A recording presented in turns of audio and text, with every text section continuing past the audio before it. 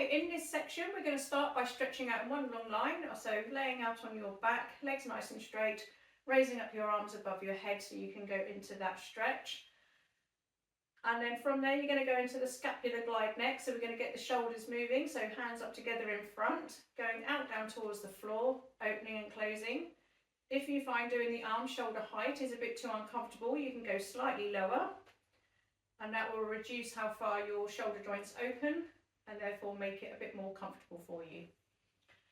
After that, you're going to go into the upper side of the body stretch, so arms out shoulder height on the floor, knees bent, feet together, and then you're going to drop both knees down to the same side and then relax into that stretch. So you'll see here she's gone to the right, so she's going to have a nice stretch going down that left hand side.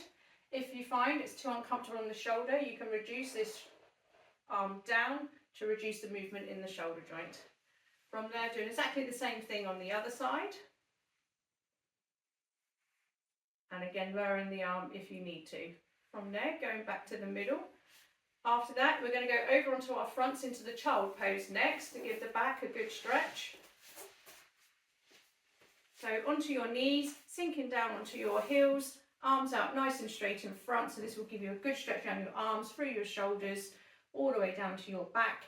If you want a deeper child pose stretch, you can slightly widen the knees, and that will allow you to sink down a bit more, and you'll get a good hip stretch at the same time.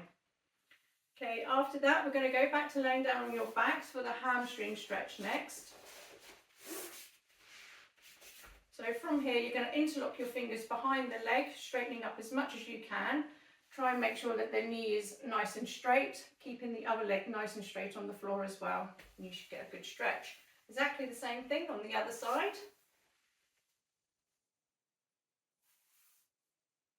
And relax.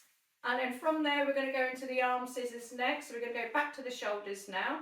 So it's one arm up and one arm down, alternating between the two.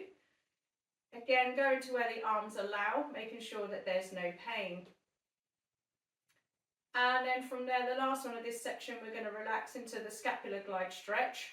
So similar to what we did earlier on, we did the range of movement earlier on, and now we're going to take advantage and give those shoulders a nice stretch. Stretching out there in one long line, making sure that there's no pain.